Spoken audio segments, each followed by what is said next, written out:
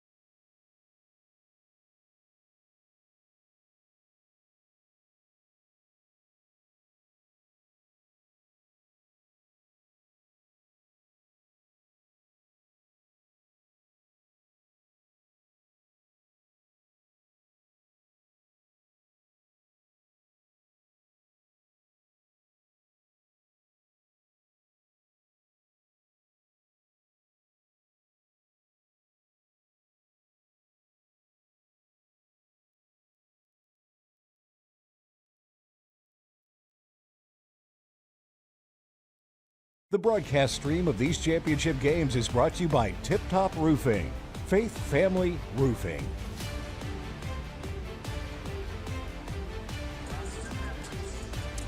Reidsville and Salisbury starting lineups have been announced. A few awards have been handed out. The main award still to be handed out. That's a state championship trophy. There's only room for one. Will it be the Rams or the Hornets? Let's go ahead and take a look at the Rams starting lineup. Going to be Neal, Coughlin Jr., Galloway Jr., Tynes, and Ingram, the Tatum and Atkinson starting lineup for Reidsville. You know, I'd like to highlight Coughlin Jr., number 2. In their championship, Eastern Championship game, he scored 27 points. So we can look for a big night from that young man tonight. See if he can roll it over into the state championship environment. We look at the starting lineup for the Hornets of Salisbury: Perkins, Taylor, Ross, Green, Smith leading them to the charge. And once again, looking at Perkins, this young man scored 12 points, had about 5 rebounds in their championship game. So looking for the role players, JP, to play a huge role in this championship matchup. Just about ready to tip it off. A 4A title to be handed out. This is a primetime game on Friday night. Something about Friday night in high school sports, right, Ian? You gotta love it. You gotta love it. Championship night. And these young men have worked hard all season, and it's going to culminate right here with this championship game, JP. Two of the great fan bases in North Carolina have packed Lawrence Joel Veterans Memorial Coliseum on this night, ready for action, and the ball is just about to go in the air. One game remains in the 4A season, and we are underway between the Hornets and the Rams. Salisbury controls the tip. First possession of the basketball game will belong to the Salisbury Hornets.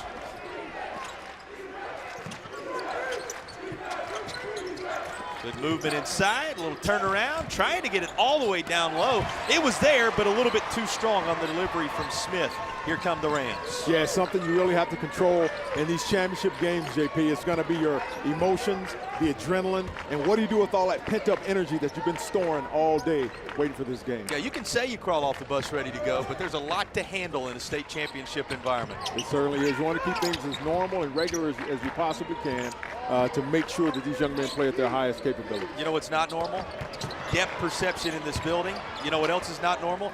Length of this floor. There's a lot to contend with in a game like this. How about this battle underneath? And Tynes tried to put it back. Somehow it ends up in his hands. Third time it won't go. Away to the Hornets. I love the big fella Tynes. He's getting after it, and that's going to have to happen when you control the paint, JP. It gives you a lot of second chance opportunities. And your point about how different this environment is, we're reminded of it in the fact that neither team could score right away. It's a little tougher here right away. It is, and you mentioned depth perception. The goal looks different. The backdrop looks different. Once again, you're controlling your adrenaline, your emotions. Everything is going to take these first couple of minutes to settle in, but best believe these guys will. Nice feed underneath and trying to find a window to shoot, but it is not there. Too many white jerseys. The Hornets swarm and turn it aside. Put on the floor, through the paint, too strong off the window, and here come the Rams. Yeah, Salisbury's doing a good job getting back on defense as well. Well, that was a three from the Wake Forest logo. Almost went. Our initial look at a potential Paramount Auto three-pointer is a little too strong. And finally, everybody gets to catch their breath as we slow it up a bit. Lids on the buckets so far. It seems so, and you have to breathe, right? That's something that you kind of forget when you're playing these games. You just breathe, relax, and play your game. Top of the key, and that's a good roll, but it rolls right off the front of that iron. Still nothing on the scoreboard. Yeah, somebody's going to have to draw first blood here with the first basket, JP. You can see that Neal, number one, he's in range as soon as he steps in the gym, averaging 36 points a game. Yeah, no doubt about it. The senior point guard, something special. He is the 2025 North Carolina Gatorade Player of the Year in the building on this Friday night. You know, you talk about it, you can prepare for it for a lifetime. You can talk about it for a full season, dating all the way back to the summer. But when you get here and the ball is in the air, a completely different animal. It certainly is, and you can see right there that there's a lot of tension. You're swarming the ball, and it's like, oh my God, what? Because you don't want to be the one to make a mistake, albeit mistakes happen. You don't want to be the one to make that mistake, JP, and it's going to take these young men just settling down and playing their game. Sometimes that first bucket will help settle you down. Yep. Coach Ross looking for one right now. He and Coach Perkins, his counterpart on that Hornets bench, both hoping something will fall their way. But that first bucket hard to come by. We're now nearly 3 minutes into this thing, and nobody's been able to find one. There was Neal. They're guarding him closely. Leaves a window for Galloway Jr. It won't fall for him. Back into the hands of Neal. He attacks, and it is disrupted. Salisbury is playing a great game of controlling that tempo, JP. Out front to Ross. He gets it to Perkins. Guess what? First bucket going to belong to the Hornets. And one, it looks like the young man Perkins. Once again, he had 27 in that championship game, and he's making his statement right now, JP. Getting ready for three the old-fashioned way. You know what they're going to love most about him? He's just in his freshman campaign. He is amazing. Amazing. This young man has a bright future ahead of him. I'm sure they're thinking to Salisbury, just stay here. You know that he may look to move around or go to another prep school or something like that, but we hope this young man stays right there. Royce Perkins, who, by the way, also was honored before the game as the Sportsman of the Year, the Farm Bureau Sportsman of the Year, which tells you what kind of young man he is off the floor as well. And he has the first 2 points of the basketball game on either side. Great defense by Salisbury there. They're playing right into their hands. The game plan is to control the tempo of the game, and another and one opportunity. Didn't we just see this? You just saw it. Perkins with a bucket, and he's going to the line for more. Here come Tatum and Atkinson free throws off this effort. Yeah, Perkins is just saying, hey, I'm going to control the tempo. I'm taking it to the basket. He plays through the contact, and one. He's letting everybody in the building know that's an and one. Well, with the name Hornets across your chest, or certainly a Hornet on your chest in this case, they're living up to the moniker. They're swarming to the basketball so far in this one. They certainly are, JP, and that was one of the keys to the game, was control the tempo of the game, play that sound defense, control the paint, and force Reidsville into slowing the game down. Reidsville averages 80 points a game. This time Perkins made the Tatum and Atkinson free throw, so the and one is paid off, and it is 5-0. Well, it's 5-0 Royce Perkins right now. There you go. And once again, basketball is it's a game of runs, putting runs together. Right now, Salisbury's playing well on defense. They're getting some quick buckets out front, and there he is, number one. Just takes one. There you go, that's all it takes. 3 ball from Deontay Neal. There is the Gatorade Player of the Year, and he has our initial Paramount Auto 3-pointer of the evening. You can check him out at ParamountAuto.com. Yeah, once again, that young man is in range as soon as he steps in the building. That's some pressure defense right there. Get the 5-second call. Will break away. First stoppage in Winston. Salisbury with a slight advantage in the early going in a highly anticipated battle with Reidsville for the 4A crown.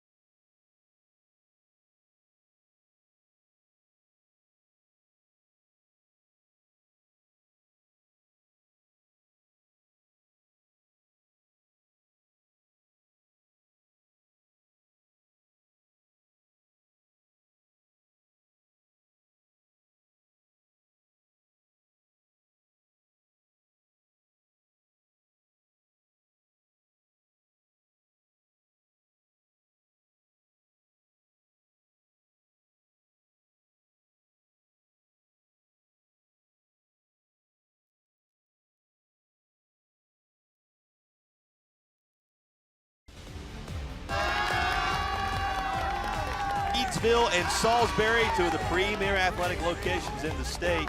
And you can see them on our Original Grills fan cam. Elevate your grill game. Original Grills sponsors are a fan cam. They're telling you they want to see these guys wearing rings when the night's done. There's certainly a banner going to be handed out, a trophy headed somebody's way. And you see how much enjoyment there is on a Friday night in Winston on the Original Grills fan cam. Look at Albert Perkins, the Salisbury head coach. We showed you Jason Ross a moment ago. Both these gentlemen with their work cut out for them tonight. You can best believe it, JP, and they prepared their teams for it. Just talking to them during the timeout, I'm sure, just control your emotions, run the offense. If you're Reidsville, you want to get that fella right there in his groove. 3-ball off the mark, but it looked like that went off the fingertips of Blake Smith, so we'll stay with Reidsville. What's the value if we get a substitution here? Should tell you Jaden Jones, the junior's coming into the game.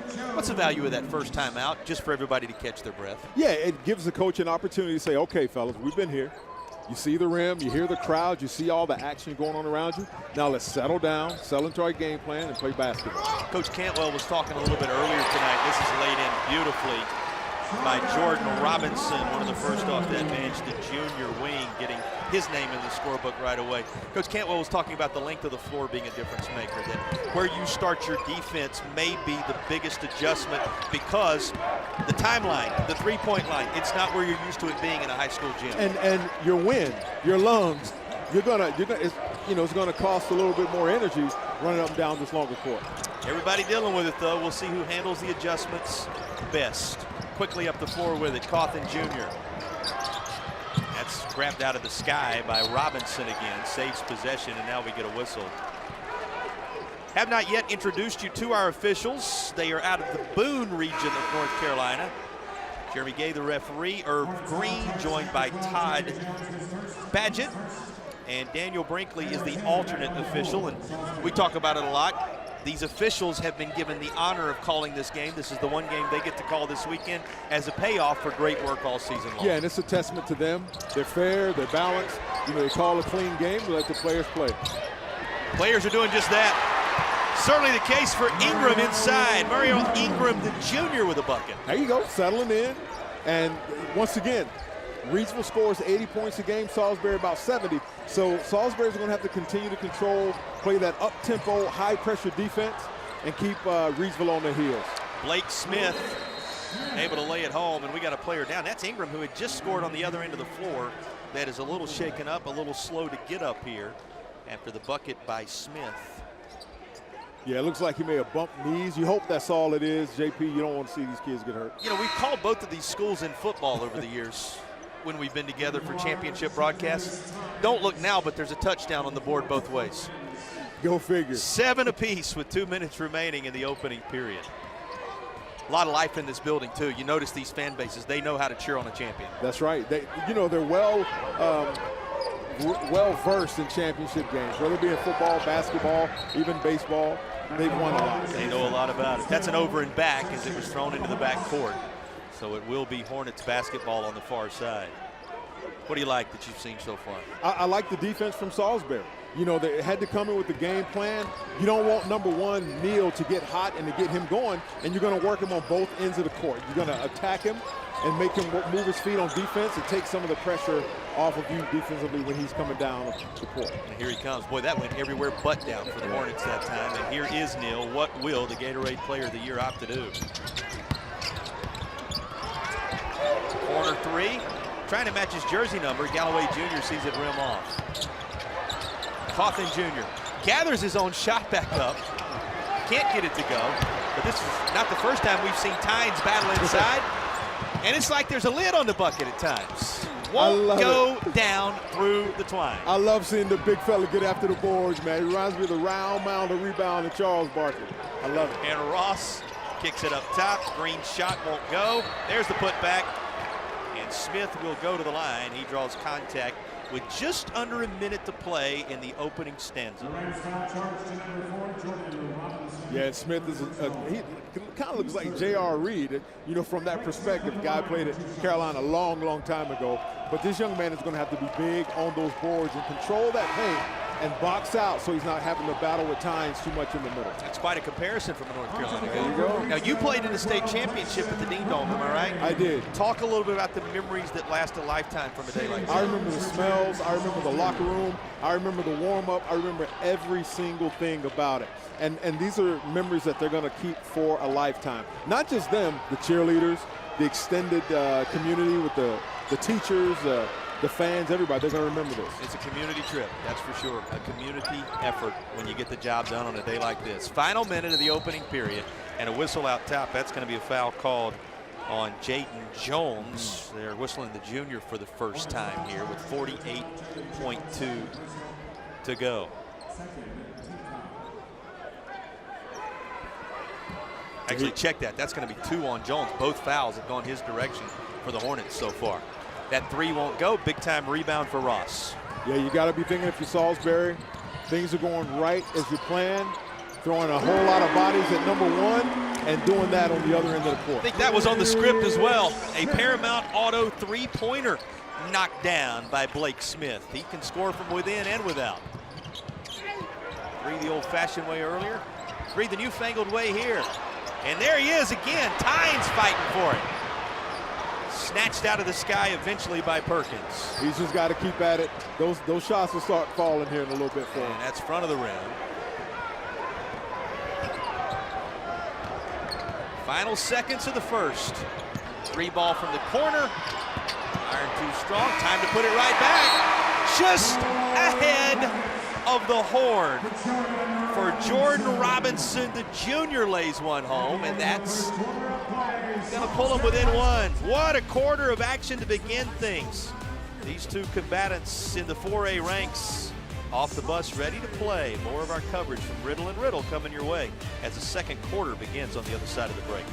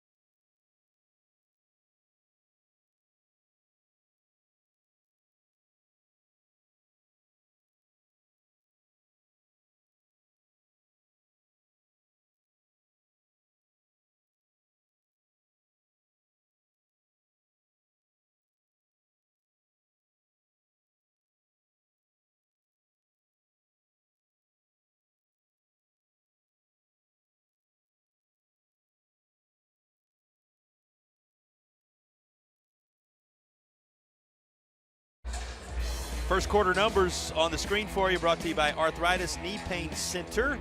Our Arthritis Knee Pain Center stats come with a reminder that they provide relief without surgery or opioids. That's Arthritis Knee Pain Center. What jumps off the stat sheet at you? I look at the rebounds right there, 16 to 8. That's double the amount of rebounds for Reidsville, and that's the big fella Tynes hitting the boards and giving them second and third chances on the offensive end. Well, his work's been done in the paint. Here's how it's worked out in the paint numbers-wise. Our in the paint, ready-to-roll numbers.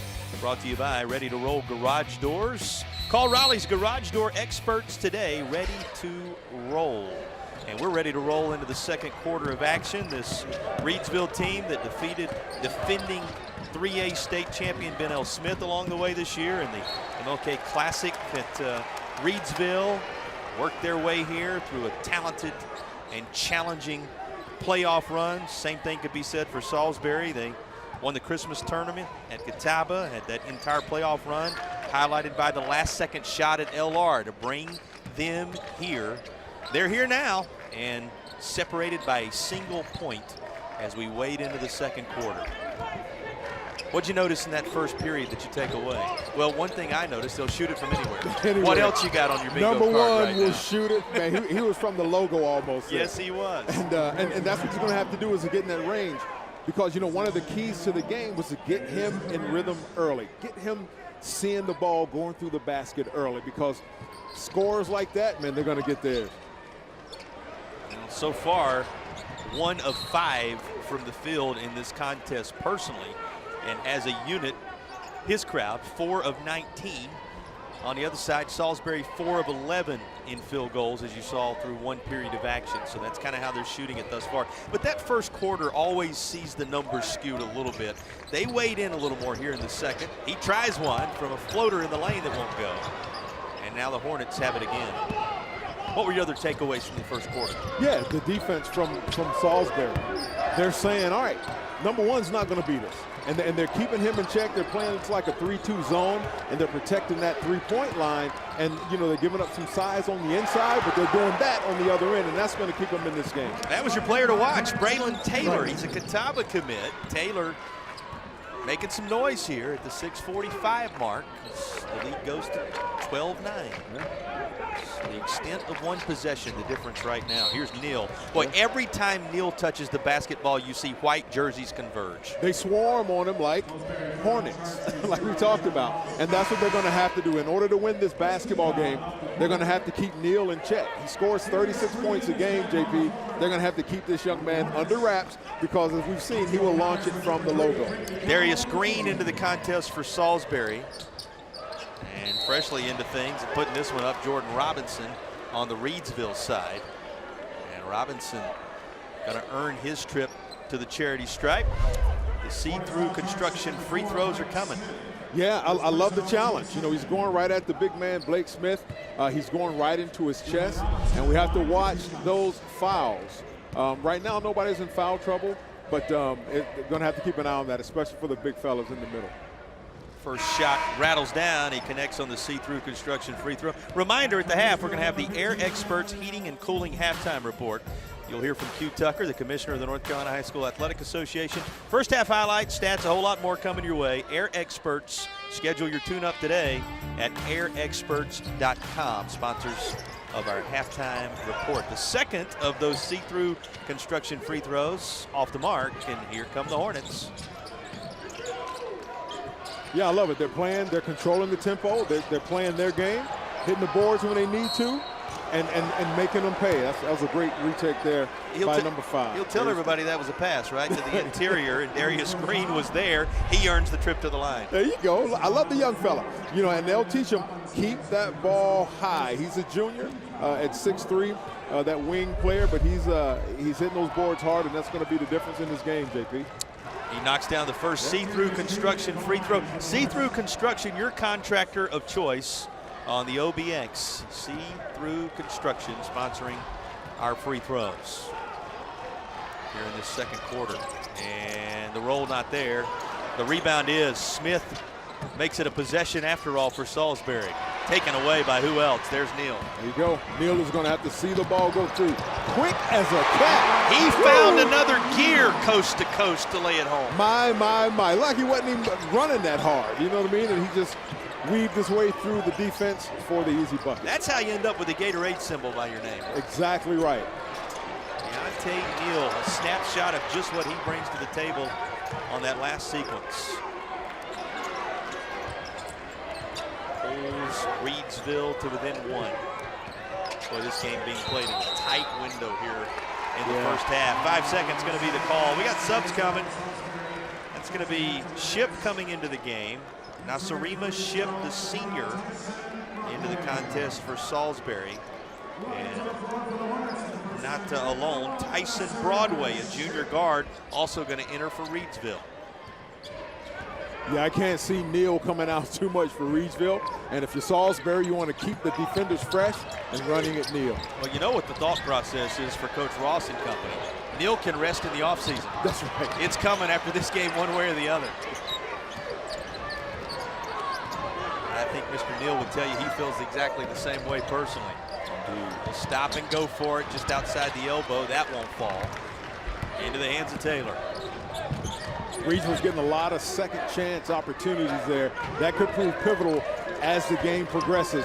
But right now with Salisbury, they're controlling the tempo and playing right into their game plan. Well, you've been watching the game on the boards. It is a +5 advantage right now for Reidsville when it comes to rebounding. His team doing a nice job of crashing the boards to this point. Yeah, I mean, look at it. And once again, you know, you're going to have to slow down number 1 for Reidsville if you're Salisbury, if you really want a chance to win this game. This young man, he can light it up, but Salisbury's doing a great job. Jonathan Ross works it inbound. Decides to go with it. Down the lane, left side, and this is going to be before the push toward the bucket. A couple of shots coming here. That's going to be charged to 12 Broadway, 3rd team foul, but you see the effort as he worked through for Ross. He goes to the line. He's got the see-through construction free throws coming. First one's good. There you go. John Ross, this young man, can fill it up as well, JP. He had 12 points in the regional championship game. one of the senior leaders, by the way, one of 2 seniors along with who else but Taylor off that Salisbury roster in a leadership standpoint. Of course, Ship is that off the bench, talking about the 2 in the starting lineup there, of course, initially. You got Johnson off the bench, Fagan off the bench, a couple of other seniors as well. A little disruption right there. Perkins going to be whistled for the foul as he was trying to do something with that playmaker. This young man is as quick as they come, especially off the dribble. Look at him. He's he almost played through that contact there had he not grabbed his arm, but this young man is quick. When he decides to go, all the best. Absolutely. All the best your direction if he decides to go and you're standing there. It rims off. The first of the see-through construction free throws will not fall. And he's got another one coming. 4.5 left to go in the first half. And Neal, that's his 6th point of the contest as he knocks down this free throw. Come with a little full court pressure. Salisbury handled it pretty well. Oh, the turnover. Guess who has it? Neal pushes it up the floor. Beautifully handled. Cawthon Jr. the finish, and there's Neal's court vision for you. That's exactly right. You see why he was Gatorade Player of the Year. He's quick. He keeps his head up the court and is looking to get his teammates involved. That was the first bucket for Cawthon Jr. He's going to return the favor. Cawthon Jr. to Neal this time. Same result. There you go. This young man is like, he doesn't get tired. He's continuing to run. He's playing on both ends of the court, and he's helping his team win so far in this championship match. He can distribute, he can score. It's the reason why he's the Gatorade Player of the Year. He sees it a go, and this is a whistle that will send us to our timeout in the second quarter. Just under 4 to play in the half. Reidsville and Salisbury trading blows in the title game.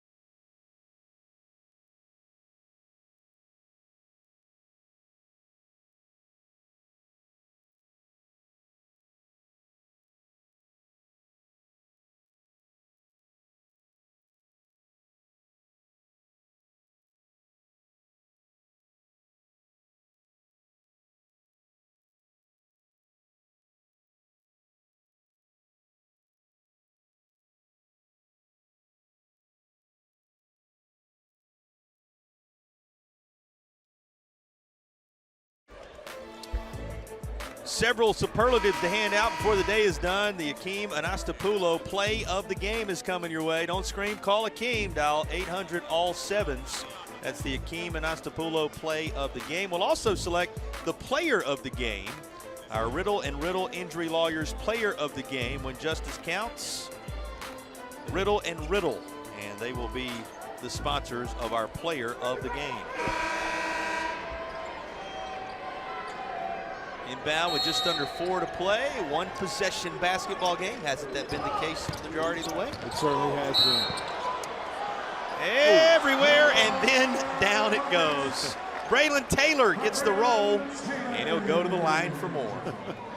I love it, JP. They are attacking the basket, right? And they're running right downhill. Look at that. I guess that's a Euro. What do you call that? Is that a Euro step or Euro hop? Whatever it is.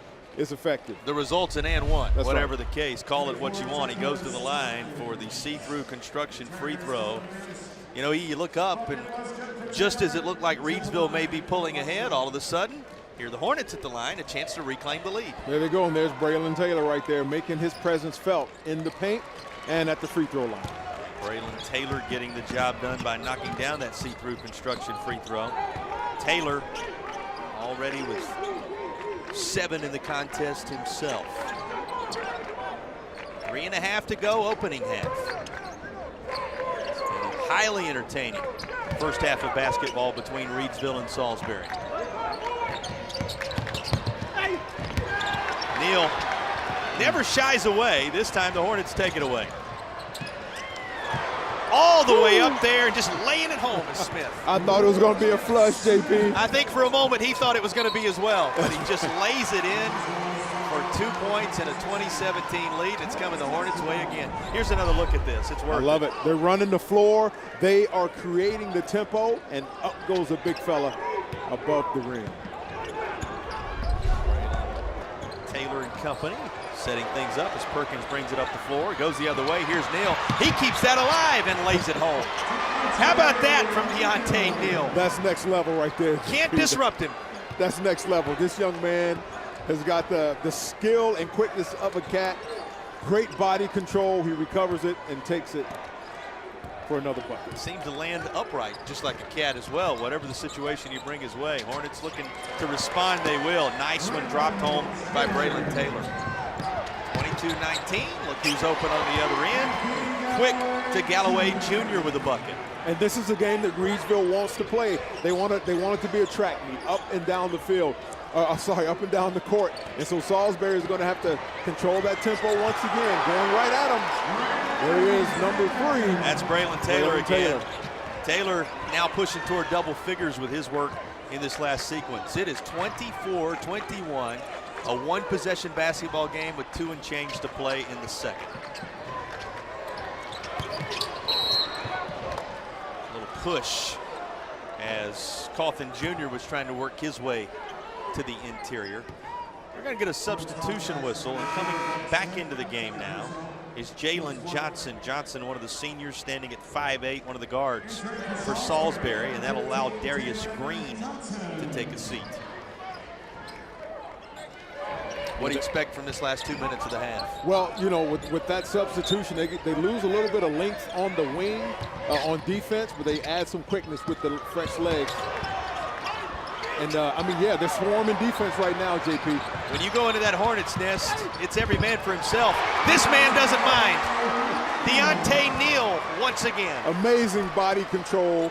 And once again, we see why he was Gatorade Player of the Year right there. Amazing body control and able to get that ball through the bucket. The separation, just a single point once again, with 87 seconds remaining in the half. Yeah, you just don't know how hard that is to see that young man do that. And look at the expression on his face. It's always the same, stoic, but it's a sharpshooter because this young man is in range as soon as he steps into the gym. And we appreciate it, Braylon Taylor. He kind of put the ball on his side for a moment. We needed to catch a breath as well. Everybody in the building needing to do so, particularly if he's going to do that. Great footwork.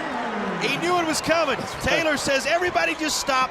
I'm about to show you something. That's right. Great footwork from the young man down inside the paint, getting another bucket. Well, I think on Taylor, who in this contest has already reached double figures in the first half. 1 minute remaining in Winston in the first half of the 4A title game. And that would not roll home for Jonathan Ross. 43 left to go. Neal tried one.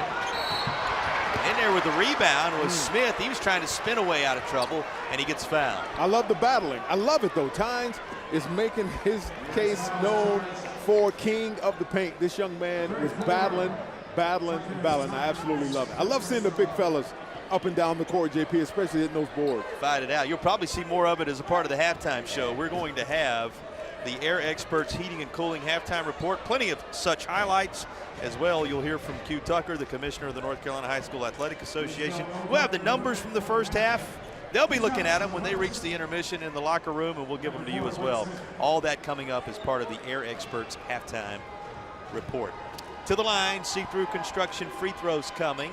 And the first one rattles out on Blake Smith. Smith in this one thus far, 7 points in the contest, which now sits at 26-23 with just over a half minute to play in the second period. He's good on the see-through construction free throw. Neal doesn't need much time to do good work. He's got a half minute to take for a spin. And a quick foul out top, going to be whistled against Jalen Johnson. I believe Johnson just picked up Well, that's his first personal, 5th team foul here, and you know what that means. Neal's going to get a chance at the line. Going to the free throw line, yeah. But I love the philosophy for Salisbury. They're throwing a defender at him.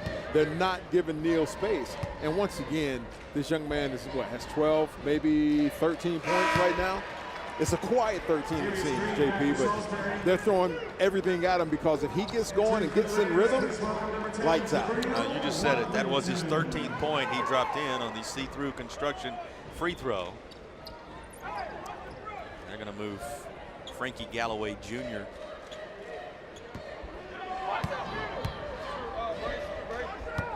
into the scenario with 26.6 to go. And Neal knocks another home, giving 14 points in the first half. Their full court pressure. Broken by the Hornets.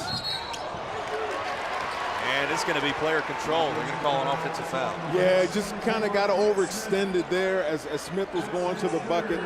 Great defense by Reidsville. But just, stopping them and moving your feet on defense. And, just got that little push. Makes that tough, too. That's a third on Blake Smith right there, so keep in mind that as we move forward into the second half. You got a sub coming as Reidsville is going to send Carson Dones into the contest. Dones in for the final 17.4 of the half. It is a one-possession game as Reidsville comes up the floor.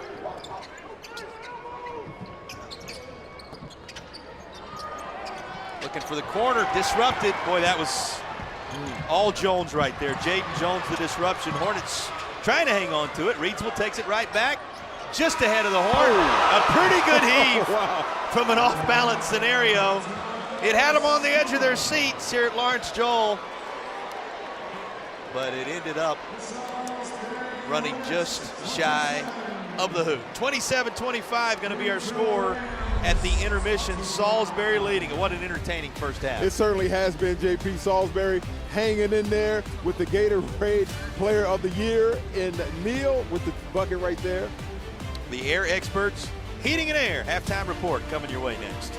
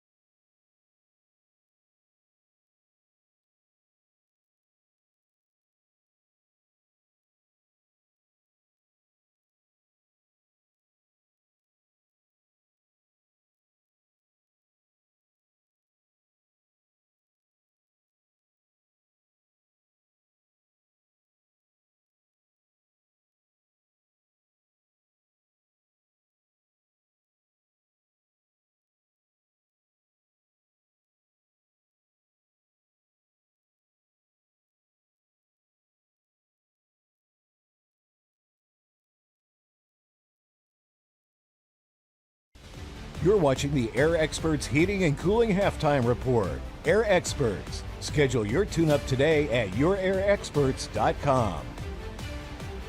Well, hey there, everybody. Thank y'all so much for tuning into the state championship high school basketball games. Joining us is our longstanding partner all the way from Ingalls Markets, Miss Melissa Level. Melissa, are you loving these excellent basketball games? I love it. What a great season it's been, and the best of the best is right here now on television. Best of the best is right. Now let's talk about that longstanding and robust partnership between Ingalls and high school championship athletics. What all does that entail? It's just absolutely wonderful to be able to connect with all the schools within our region. You know, we're in 6 states, and so we have Friday night lights with football, we do basketball, we have softball, even some Olympic style sports, and we go all the way up through college, and then of course some minor leagues.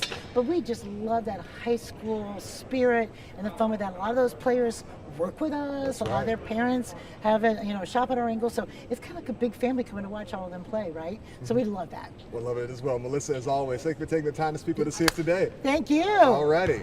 Let's get back to the game, folks.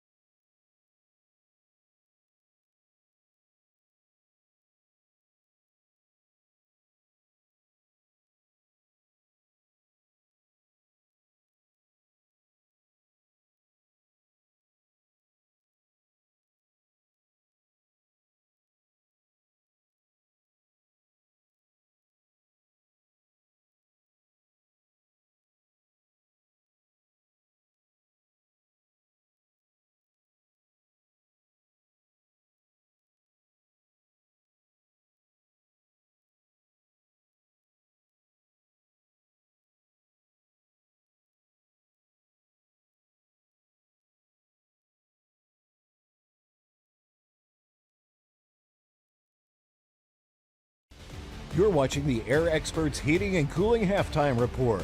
Air Experts. Schedule your tune-up today at yourairexperts.com. Championship week is always a special time for high school athletics in North Carolina. Joining us now is NCHSAA Commissioner Q Tucker to talk about what this event means for student athletes across the state.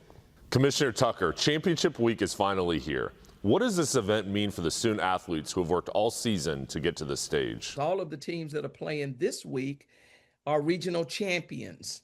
And so they entered this week as already a champion. And now they're trying to, put that cherry on the top, so to speak, and go home with a state championship. This year's championships feature 16 games across 8 classifications for both boys and girls.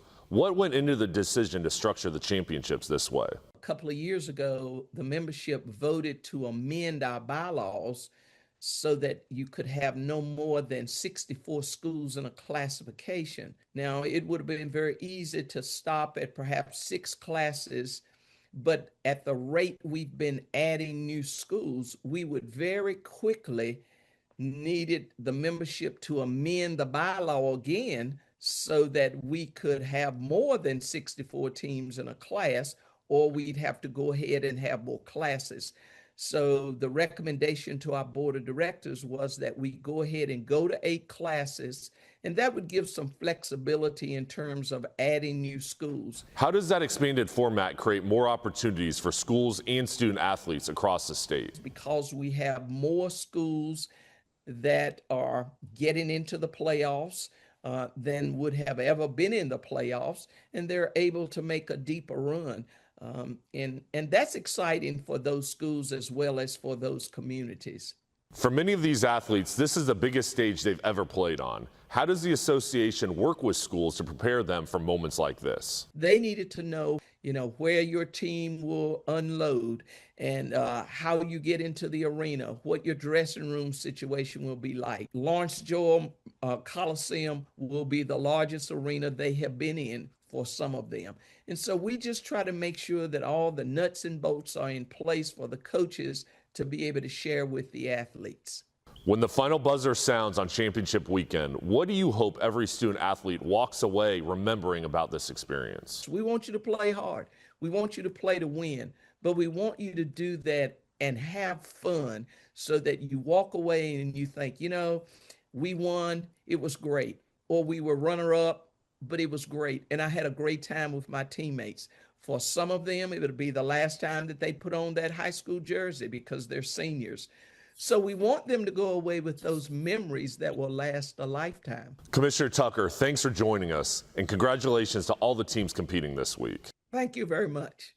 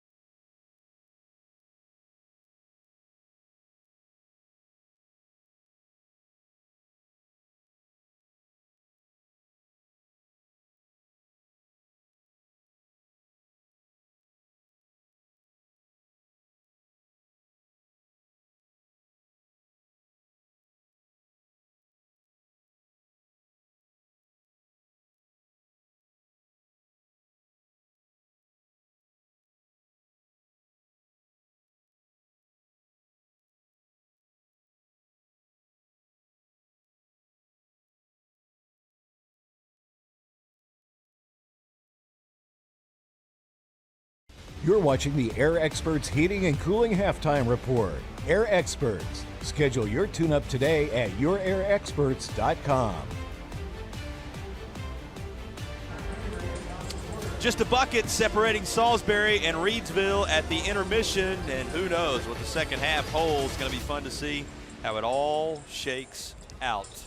And our pleasure to welcome you back by giving you a look back at some of what we saw in the first half. And Eric, it was a high-paced first half of action. It certainly was, and there's Deontay Neal getting warmed up, playing on both sides of the ball, offense and defense, and taking it all the way to the rack with the finger rolls. Take a look at this. Shows you what Reidsville can do. And that was a return of the favor from a long pass from him earlier, and nothing seems to faze him. Talking about looking at the body control and how he can gather himself and then lay the ball up.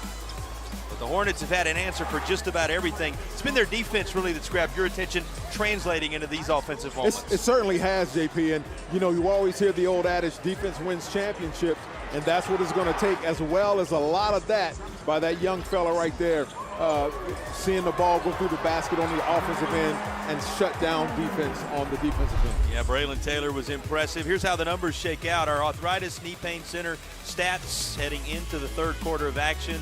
Relief without surgery or opioids, that's arthritis knee pain center. And what are you watching numbers-wise? Yeah, you look at three-point shooting. They're both 1 for, 10 for 19, 10 for 31. Reidsville is getting a lot of looks on the offensive end at 10 for 31. So it's telling me that they're hitting the boards hard, and Tynes, the big fellow on the inside, is getting a lot of looks. We also track the points in the paint for you. Here are ready-to-roll garage doors points in the paint. Call Raleigh's garage door experts today. Not much separation there. In fact, it mirrors the scoreboard, even if it's reversed the other direction. And I tell you something, JP. Salisbury, I was looking at the keys to the game to control the tempo of the game and play that sound defense. And right now, with Reidsville averaging 80 points a game, they've held them to 25. Right, so that's a point that, we'll just keep an eye on as the game progresses. So far, so good. We got the third quarter coming your way on the other side of the break from Winston-Salem, North Carolina.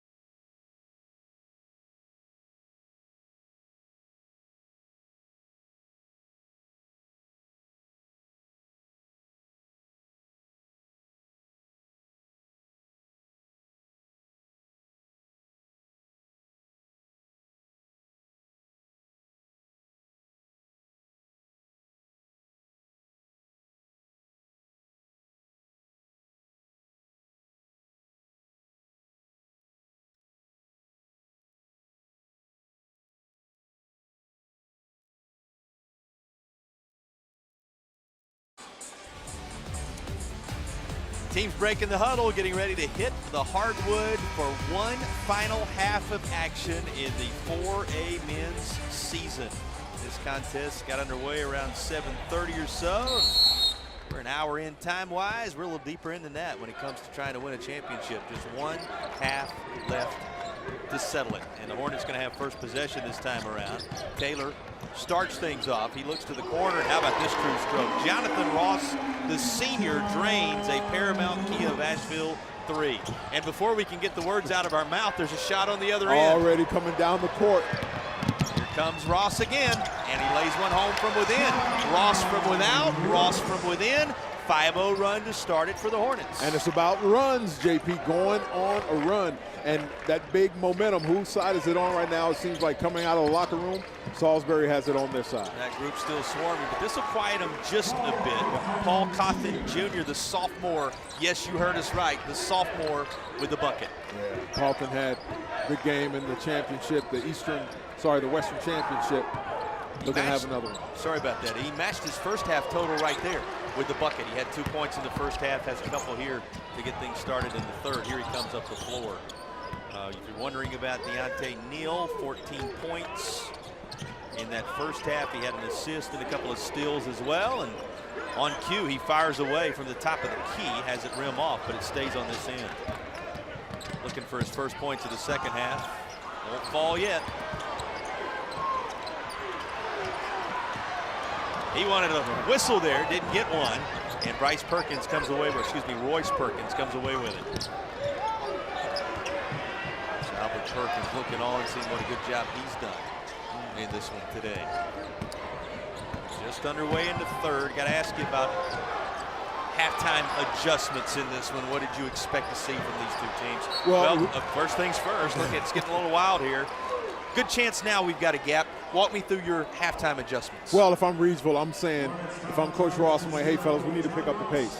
And we see them coming out. They're running the floor a little bit more with Neal pushing the pace, coming down on offense. And Salisbury, it's like, hey, let's keep doing the same thing that we're doing, which we're shutting down on defense. We're playing the game at our tempo, continue to hit the boards, be patient, find your shot, take your time, and see if you can frustrate them a little bit. Happening at the Tatum and Atkinson free throw line right now. Injured in a car wreck. Call the heavy hitters of Tatum and Atkinson, sponsors of our free throws in this third quarter. Advantage at +5 for the Hornets. It'll stay right there as these Tatum and Atkinson free throws won't fall. And that comes down to the end game, JP. Those free throws, layups and free throws is going to be the difference in a heavyweight bout such as this. Such a great point, E. Comes down to that so often in the state championship environments. Baseline's wide open. Can't leave Neal with that kind of space. No, 5'9", but he plays like he's 6'2" sometimes. He's fearless. He's going to the basket with that great body control, great ball control. He needs to see the ball going through the hoop. Reigning North Carolina Player of the Year. As 18 in the contest, and here's a 3 on the other end to answer it.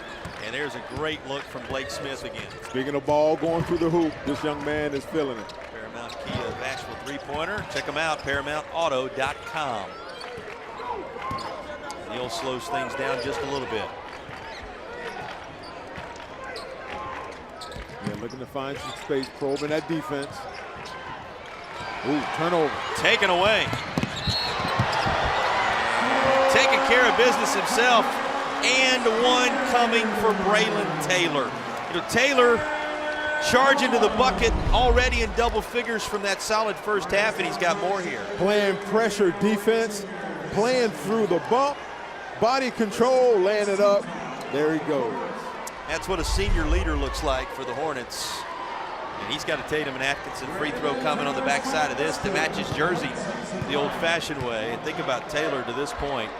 Mentioned the double-digit total in points, 13 of them. He's got a couple of assists. And he's pulled down 6 boards, all of them on the defensive end thus far. And he's good on that free throw.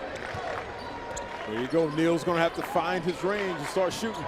My philosophy when I coach JP, shoot to get hot, shoot to stay hot. It's Coffin Jr. doing the shooting right here, and he's going to go to the line for an and one chance himself. Had to have it as well, Lee. When you look at the scoreboard, Hornets were trying to slide away a bit. This is a valiant, much-needed effort. Yeah, good plan through the bump. The ball bounces off the top of his head, but you love the enthusiasm from these young student athletes. Good job, young fella. Right back on the noggin. You don't see that every day. He will go to the line. Tatum and Atkinson free throw coming. And Coffin will hold steady at 8 points. That sets it up for an even larger trip down the floor. That would have been huge if Neal got that to go. Pressure defense. And screaming for the basketball was Perkins that time. Just couldn't quite get it to him in time. There you go. They're settling down, playing their offense. Taylor, nothing but the twine on a Paramount Kia of Asheville 3. Throwing his name in the hat for player of the game, JP. Big-time players make big-time plays on big-time stages. And that gives them a big-time lead. That's double digits now at 41-31. Tossed up into the hands of Taylor. Now they'll have potentially 3 in the other fashion. This young man here is saying, come on, fellas, jump on my back, I got you. Braylon Taylor's going to be looking for a 20-point contest after this effort, which will get him to the line. Yeah, JP, what was interesting, he's running down the court smiling, looking at the defender saying, come on, young man, let's go to the rack. I love it. Knew exactly what the outcome was going to be, and the Tatum and Atkinson free throw, again, to underscore it, would give him 20 points alongside those 6 rebounds tonight. What a third quarter he's put together. Yeah, it's looking like Reidsville may need a timeout here as his lead continues to grow, JP.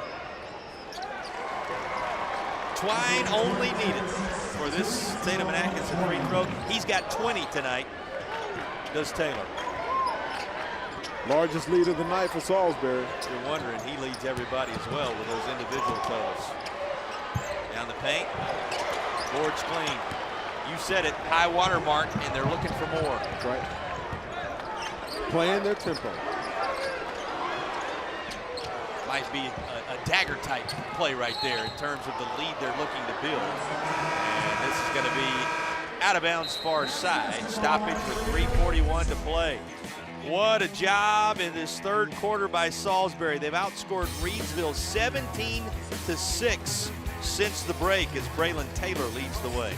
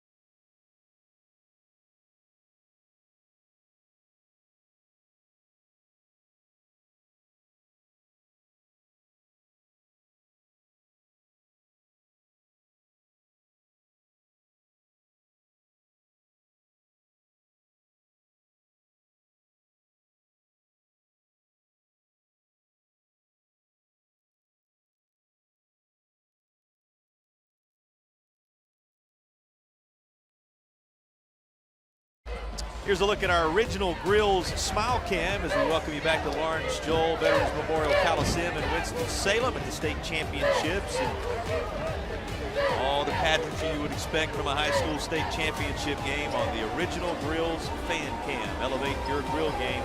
That's original Grills. And, you know, also in the building, Juke Harris. He's got to love what he's seeing from the familiar Salisbury Hornets colors in this building, right? That's right. Point guard for the Wake Forest Demon Deacons is in the house play at Salisbury. I'm sure he's cheering his team on right now, and they are playing inspired, JP, with a 13-point lead right now. And so many of the athletes that have come through both of these athletic departments over the years looking on, no doubt proud of these next chapters being written. Hornets trying to pull away here in the third, and a mad scramble for it as Deontay Neal disrupted it a little bit. He thought about a three and now gives up the basketball. Teammate driving the baseline, and that gets the roll that Tyson Broadway had hoped for. The junior getting a bucket here in the third. There you go. Got to get the role players playing right now, JP, because right now Salisbury's taking it to him again. And that's going to be waved off. This is going to be on the floor. I'm with you. I thought, here we go again with another three the old-fashioned way. Instead, it's going to be waved off. It'll be a foul on the floor. Here's another look at it. Yeah, Braylon Taylor playing through the bump, JP. This young man is showing tremendous strength and body control as well. Well, with the new college continuation rule, there would have been no doubt, right? That's right. And we get contact underneath, and that's punched away. There you see the head man here for the Demon Deacons, sitting just to our left. Of course, a lot of tension on a number of these players, and their ability has certainly been on display, to play for guys like that at the next level. Yeah, and what a privilege to be able to play, before an ACC head coach. JP, you can best believe these young men know that he's in the building, and they're putting their best foot forward. Coach Forbes not far removed from his team, picking up a W in overtime at the ACC tournament this week.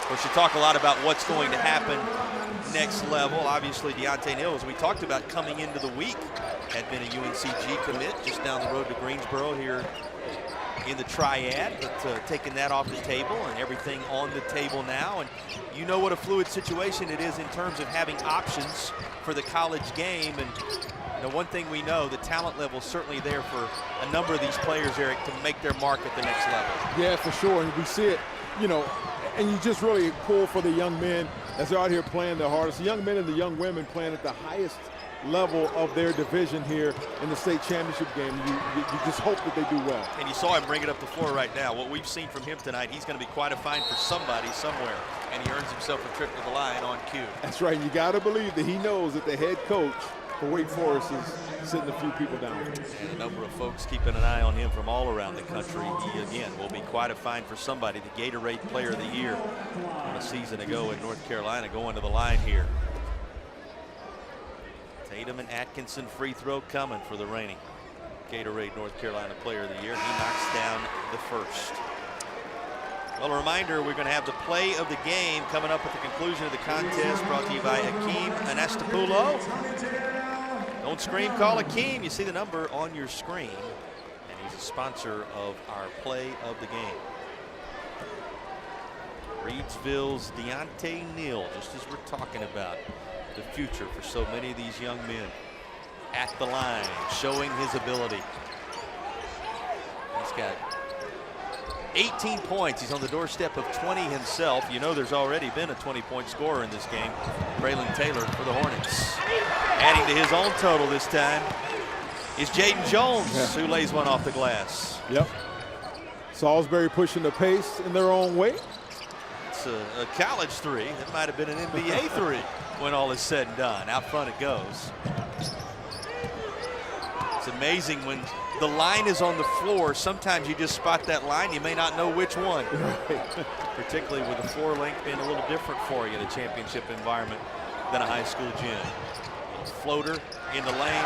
Everything Braylon Taylor is putting up is falling, and that rattles home as well. It's like he's shooting into a swimming pool. You know, everything is going in. 22, this young man is playing. You are correct. 22 points for Braylon Taylor. Now, you saw what happened right there. A whistle. And here comes the foul call. Look at this contact in the lane. That's going to be on Paganda. First whistle his direction. I think they're going to be shooting here, JP. I think he's in the bonus. Well, while they look through this, we'll remind you that the player of the game will be selected at the end of the contest as well. It's brought to you by Riddle and Riddle, when justice counts. Riddle and Riddle, the sponsors of our player of the game. Good candidates for that one already on both sides. You think about the 22 points for Braylon Taylor if it goes Salisbury's way when all is said and done. And then who can forget what Neal has done? He's now a 20-point scorer on the other side with one more bucket in this one, if things go well. And so many individuals who've made their mark on this one, candidates also. And speaking of making their mark, he goes for broke here, and then the foul's going to be called on Cawthon Jr.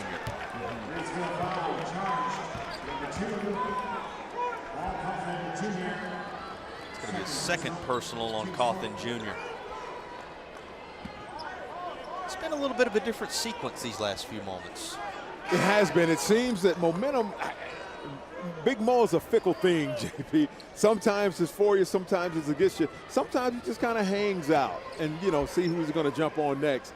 But Salisbury is making their case, you know, to push for momentum on their side. As we see Braylon Taylor there making his case for that bucket. Just when you think old Mo is a friend, so often it turns the other way. And here is Braylon Taylor again, 24, his direction. His team well out front as a result, and that's from distance. That was right at the start of the W. That was the from Wake the Forest W. logo. Shots go down like that, you're working toward a W. Inside a minute remaining in the third. You can see that Neal is trying to find his rhythm on the offensive side. Wow, that's a great take by Ross. John Ross said, why not? And Neal trying to make something happen as he sees the separation just continue to grow here on the scoreboard. Yeah, JP, they've averaged 80 points a game, and right now they're 38, you know, about half it. And so you see him, this young man Ross, making his case for play of the game as he plays through the bump up and in. And kind of used that contact in order to put himself in position. Steadied himself, did the young man, to get the job done. Inside a half minute as these Tatum and Atkinson free throws for Neal become important. Trying to get his team back in the thick of this. I'm with you.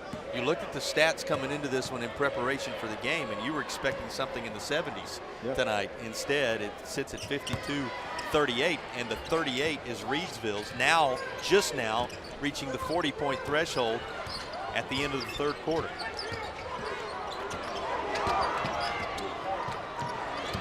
Three ball, answers it on the other end. John Ross down low, John Ross downtown.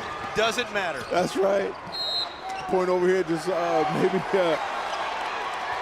the Wake Forest coach and players. He's pointing at them, letting them know we are in the building. He knows the contingencies here, That's right? And has a Paramount Kia of Asheville three-pointer to remember there. Check them out, ParamountAuto.com, sponsoring our trays in this game. And that was the fourth three ball that Salisbury's, it just updated, the fifth three ball that Salisbury's hit on in 12 tries in this one today. And compare that or contrast that, however you choose to take it, with just 1 for 16 from beyond the arc for Reidsville in this game. Ooh, JP, and that could prove to be that in free throws. You know, back in the day, it used to be layups and free throws. And now it's three-pointers and free throws, with Reidsville shooting 1 for 16 and Salisbury 5 for 12. I'm not going to give you the percentages on that, but you know kind of where that sits. Yeah. And the point is, if just a few of those had gone down, you're looking potentially at a different ball game. Yeah,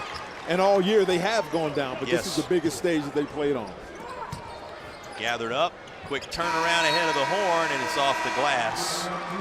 Setting the score after 3 at 57-40. How about this third quarter for the Hornets of Salisbury? They double up the Rams, 30-15 in the third, to surge ahead.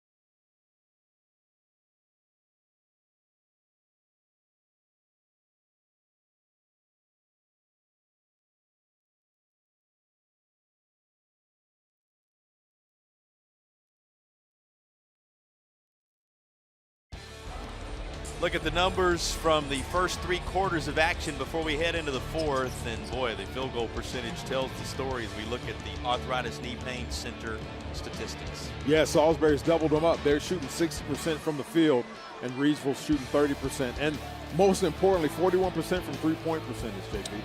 Relief without surgery or opioids, that's what they provide at Arthritis Knee Pain Center. And here's our points in the paint, presented by Ready to Roll. Raleigh's garage door experts, ready to roll. You see, even in that category, and in fact, this was a pretty even basketball game at the half. Don't forget, it was 27-25 at the intermission, but Salisbury outscored Reidsville 30-15 in that third quarter. And we're seeing it now. Look at the smothering defense that they're playing. They're not giving Neal an opportunity to have a clear, clean shot. When he does, ends up something like this, and the tie-up going to give it to Salisbury as the possession arrow is with the Hornets. Got a sub coming in for Salisbury as well. Blake Smith, the junior's coming back, and Tony Del Pagan taking a seat. We got a substitution for the Rams as well as Demarion Whitted coming into the game. The junior guard seeing some state championship action. First The leader for Salisbury, 26 points for Braylon Taylor. It's in his hands right now. And Taylor, as there's a whistle, that's going to go against Neal. That's just his second personal foul, so 2 on Deontay Neal. Yeah, and you see coming out of the break that Salisbury is pushing the pace, where Reidsville is trying to, get a full court press into it, but Salisbury broke it no problem. And, they're looking to, nice inbound play there. Turnaround, front of the iron for Royce Perkins, who was solid earlier. Remember, Royce Perkins had the first 5 points of the basketball game for Salisbury. There's Robert Perkins looking on in delight with what his Hornets have done in this one thus far.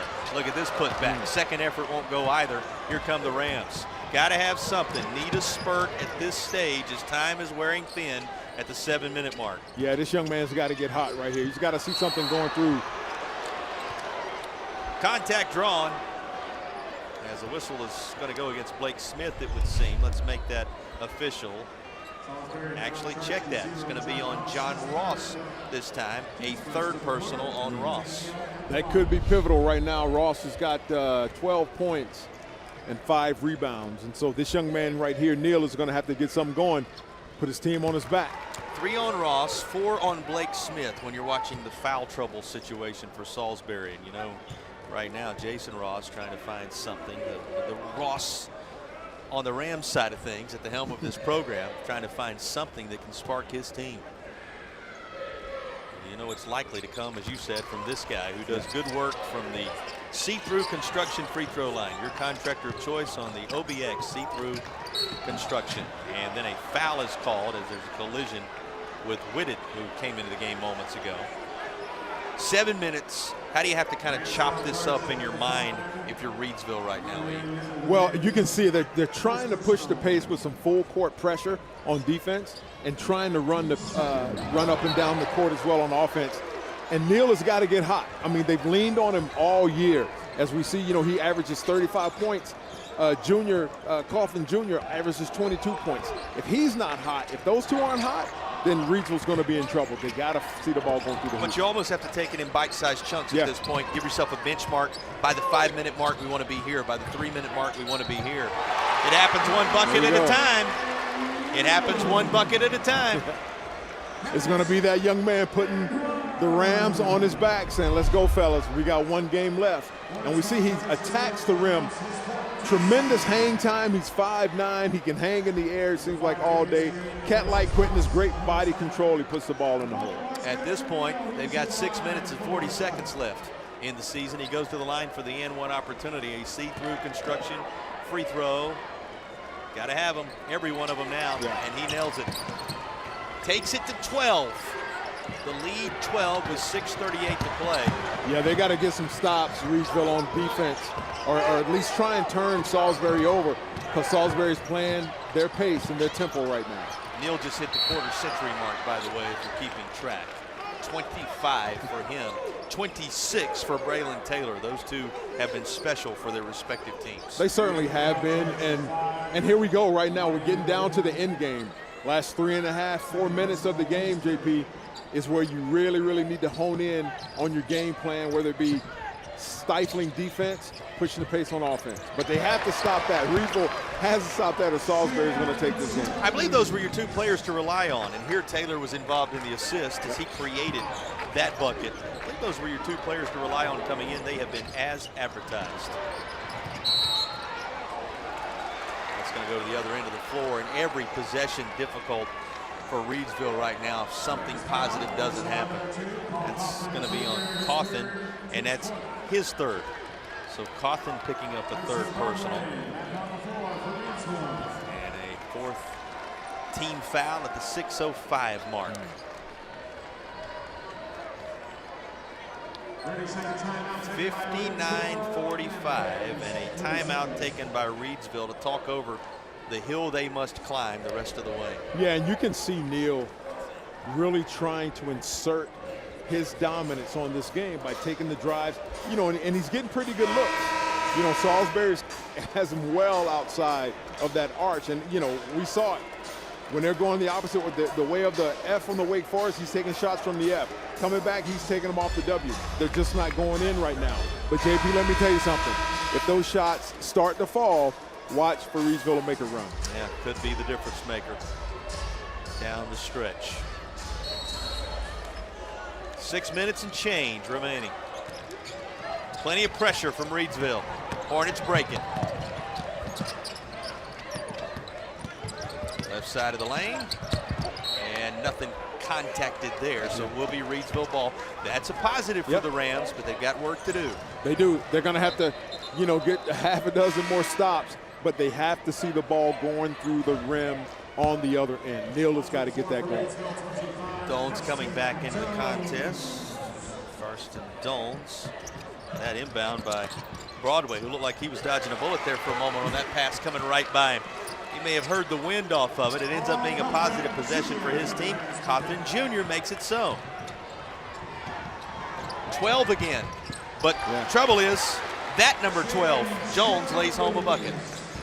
They can't afford to continue to trade him with Salisbury. No, you're exactly right. They can't trade. Salisbury has too much of a lead for them to trade buckets. Swatted away, gathered up by Dones. What a nice job to save possession momentarily. And Neal laying it all on the floor. Love the hustle. 2-on-1. And the foul is drawn. 5:11 to play. Yeah, Taylor playing through that contact. I love it. Take it right to the chest, took it right to the rim. Braylon Taylor is on the free throw line. He has 26 points to lead all scorers. And with that see-through construction free throw, you can make it 27. Your contractor of choice on the OBX, that see-through construction, sponsoring our free throws. Into the contest, Frankie Galloway Jr. John Ross also into the contest as Jones takes a seat. And Reidsville looks up the floor. Closing in on 5 minutes to go. Cawthon Jr. He's going to attack. Little stop, pop, a little too strong. Boards clean by John Ross. Yeah, they're going to have to get some more turnovers. That was disrupted by Robinson, and here's Neal to lay it in. Just like that, they pull a little closer at the 4:40 mark. Boy, nearly a turnover. You saw the eyes of Tyson Broadway get larger and larger. He just couldn't quite grab the handle before it went out of bounds. Yeah, you're starting to see a little bit of fatigue. Some lazy passes there and good cut through the lane there for the Rams.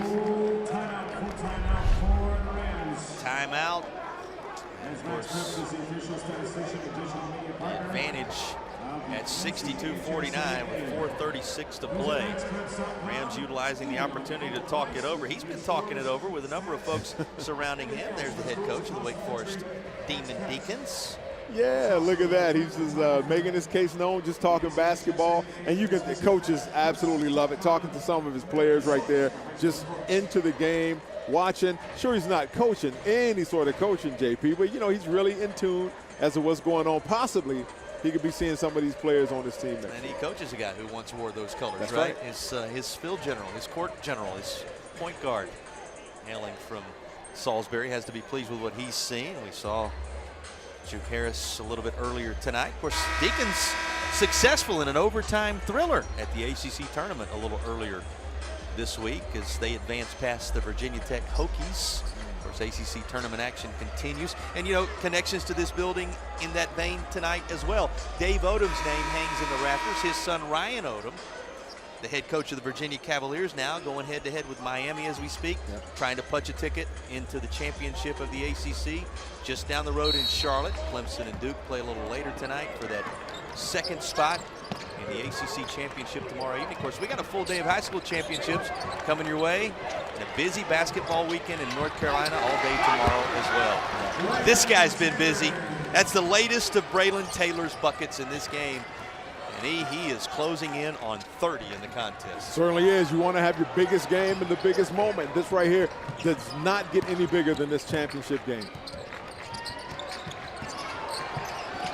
think about all the great players. You invoke some of those Demon Deacons connections and numbers, and you look up and you see the names in the rafters, and you think about making your mark with a 3 like this in a place like this. It's something these kids remember for a lifetime. That's the latest of our Paramount Key of Asheville 3s. I mean, you look up in the rafters, you got Tim Duncan and Randolph Childress and Rodney Rogers, Muggsy Bogues, Chris Paul, Howard. I mean, it goes on and on. Yeah. Those who made their mark on this Wake Forest program. How special for these kids to play in this environment tonight. For sure, and to have their best game.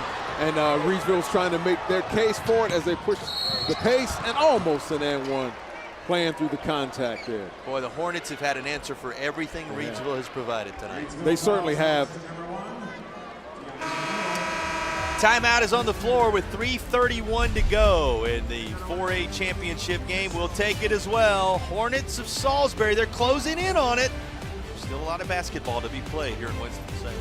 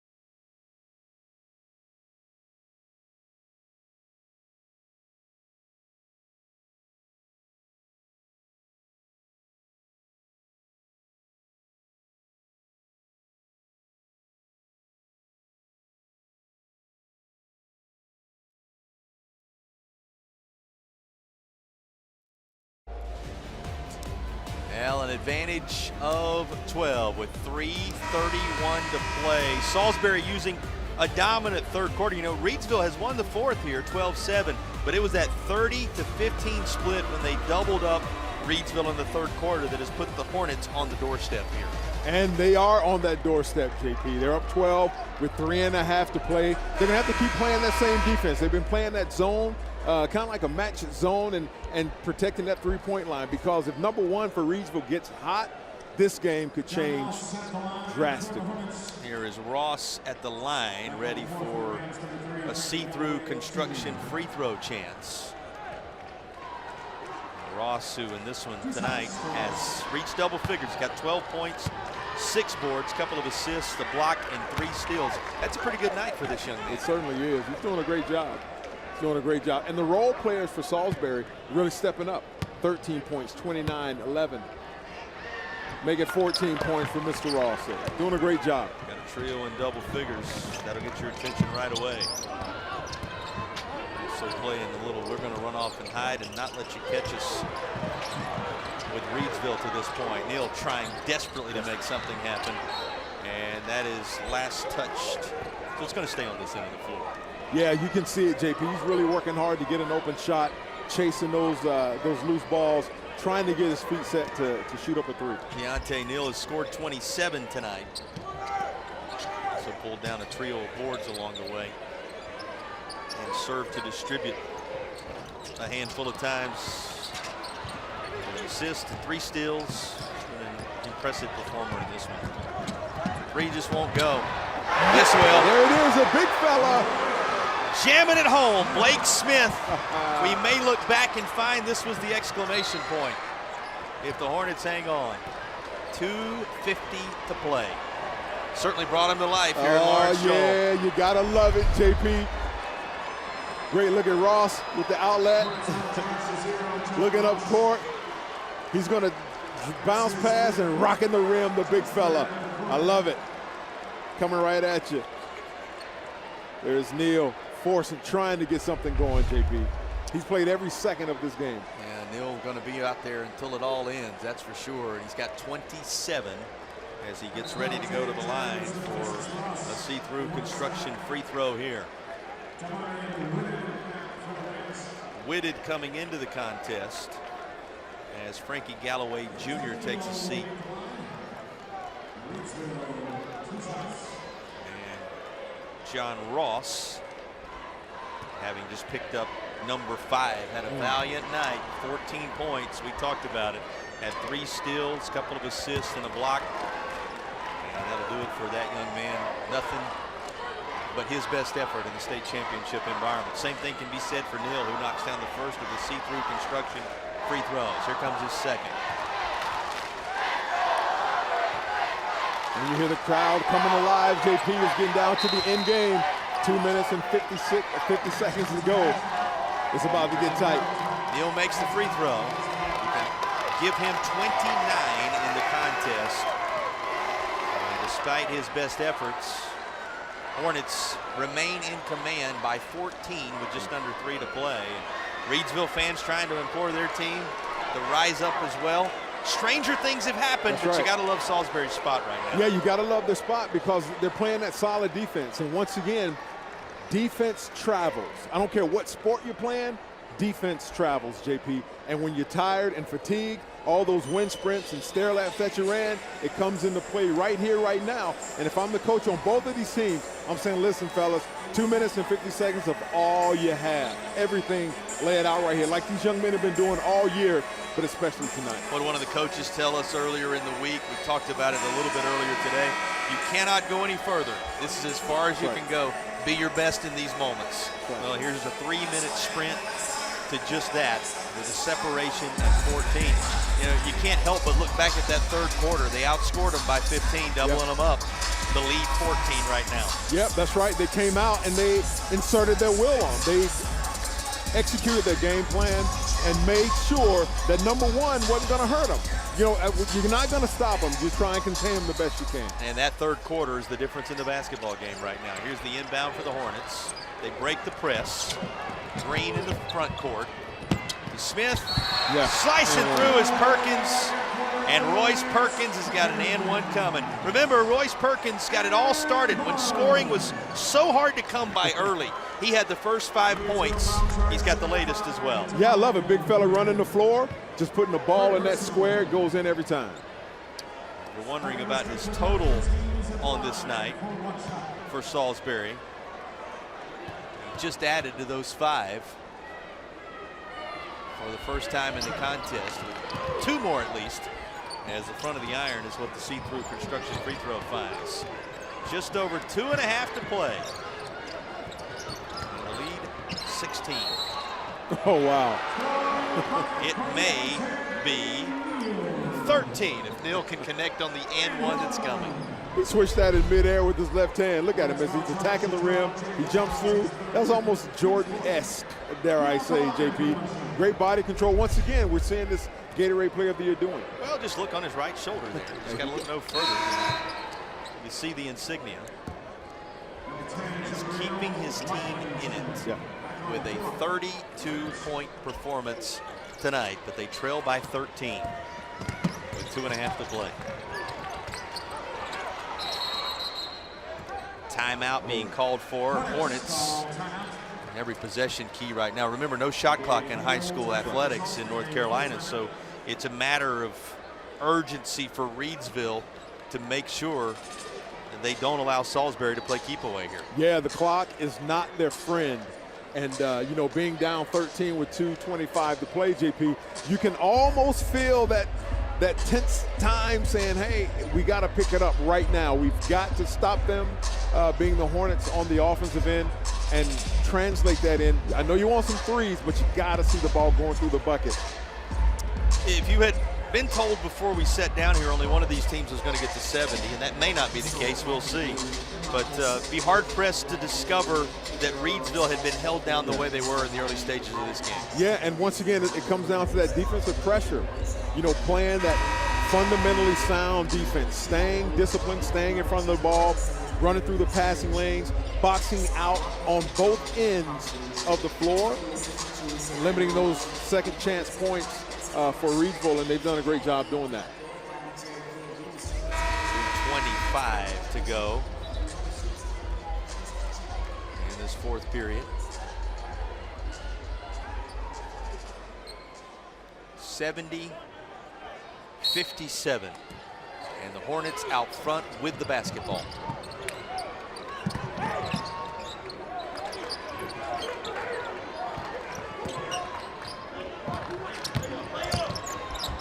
Boy, nice movement through for Darius Green.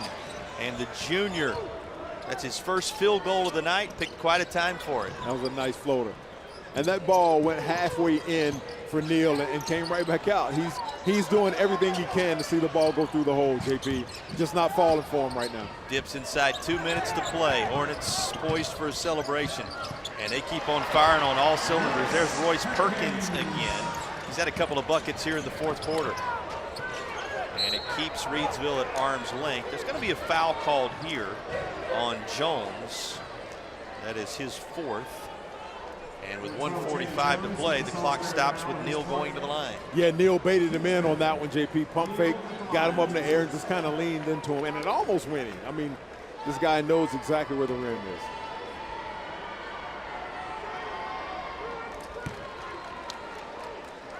And a short trip on I-85 may be all that's required with this championship trophy. You think about 74-58, things looking really strong for Salisbury right now. Into the contest, Chris Smith, a senior. Smith, that Farm Bureau Sportsman Award recipient on the Reidsville side. A little bit earlier tonight, we told you Royce Perkins was that for Salisbury. OC in action in the state title game. Taylor seen plenty of action in the state title game. And now trying to put this back up is Blake Smith, and he'll be fouled. 93 seconds left in the game. Yeah, that's still hitting the boards, still crashing. I love the energy that Salisbury has had on the defensive and offensive boards all night, JP. Well, it led them to a 10-9 separation after one quarter. They outscored Reidsville 17-16 in the second quarter, led by 2 at the half. Then it was a 30-15 split in the third, and the rest is history, as it's now 74-58 with these see-through construction free throws being taken by Blake Smith. He's good. Well, I say that, rattled out on the second, and Reidsville up the 4 quickly. 90 seconds to play. Got to have some threes now. That one won't go. Put back will. A bucket underneath by Jordan Robinson. And the clock stops with 1:22 to go, but the math is very difficult now. It is, JP, and once again, if Reidsville's not able to make stops on the defensive end for Salisbury, Salisbury's happy to continue to trade buckets because it means they're going to be hoisting that trophy in 1 minute and 22 seconds. How about this season for Salisbury when you think about what they've been able to put together? This Hornets team this year coming in here 23-7. We talked about, you know, they were able to win the Christmas tournament at Catawba, the entire playoff run highlighted by, you know, it took a last second shot. Won't require that kind of magic here. It did at LR this time around. They have quite the celebration created with 1:22 to play, but the championship moment is the culmination of a pretty special year. It is, and you know, you work so hard for it, and you start out at the beginning of the year. Like I said, that first ball tip is in November, and you work toward this time, this stage, the biggest stage in our state, you know, for this classification, 4A men's, and this is what you live for. These seniors will remember this for the rest of their lives, and the juniors, sophomores, and freshmen, they'll fight to get back to this moment so they can make their own memories. 1:22 separating the Hornets. It's the right kind of mascot in this state, right? From what would be a championship. Quickly up the floor. Perkins, he gets the roll. Had one thing on his mind. Pays off. Certainly was. They can't continue to trade. Yeah. Well, high off the glass for Neal. He's just trying anything right now. And he's stepped on the out-of-bounds line. That'll be a turnover, going to be into the hands of Perkins and company again, as we're about to close in on 1 minute to play. I love it. Taylor says, give me the ball. I want it. Perkins pushes it into the front court.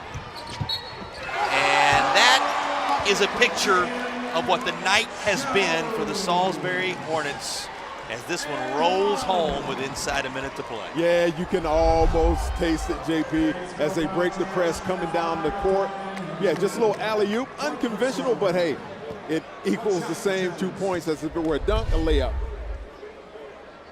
Jaden Jones, he knocks home the see-through construction free throw to complete the three-point play. And it is Salisbury now on the doorstep of 80 points with just under a minute to go. This rolled out into the grasp of Neal. Neal, been what you would want tonight, 33 points in the game. And he tries to add to it. He'll do so from the charity stripe. As the foul, well, looks like they scored the bucket, so an and one chance coming. Let's give another look at this. Yeah, just drive down the lane, playing through the contact. Little old school finger roll there for the young fella. And, you know, he's at the free throw line once again. High score of the game. Royce Perkins said, "You got to be kidding me." A lot of people around the state have said that with this guy on the other side. Indeed, they have. Over the last couple of years. Gatorade Player of the Year from 25, giving his very best effort for Carolina. But that is the exclamation point. Yes, it is. Blake Smith jams it home with just over 40 seconds to go, and the Hornets are poised to celebrate a title. That was awesome. Exclamation point on the night. Great enthusiasm, great hops by the young fella. Neal has 38. He may very well get to 40 depending upon what happens on this trip down the floor.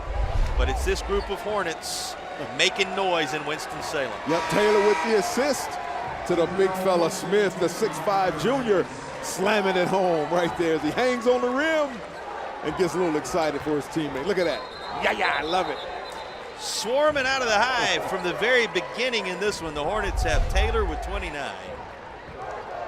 14 for Ross, 15 for Smith, now 11 for Perkins. That quartet in double figures in this one. And Smith with those 15, he's a board away from a double-double, and the Reidsville faithful stand to their feet as Deontay Neal is lifted from the basketball game with a 38-point effort. He left everything on the floor to the senior. Yes, he did, JP. You can't fault him for that. You know, the emotions are just now starting to sink in. And you know what you love? Salisbury fans on their feet applauding as well. They saw one of the great efforts in championship history tonight. It's going to come up a little short. This effort from Frankie Galloway Jr. on the Paramount Kia of Asheville three-pointer will as well, because Salisbury, with a dominant third quarter, is putting the finishing touches with this bucket from Jalen Johnson on a championship season. Final seconds roll off. State of North Carolina belongs to the Hornets. Salisbury, your 4A champions for 2025-2026. Oh, you love it, and there he is. You see the former Salisbury point guard, now the Wake Forest point guard, Juke Harris out there talking to his team. I love it. He's made his marks in their building, in this building, and his team, his teammates, his comrades making their mark in Lawrence Joel Veterans Memorial Coliseum now as well. It's a Hornets championship in 26. We'll be back for the trophy presentation, put the finishing touches on this one. 83-68 the final. Salisbury, your champions.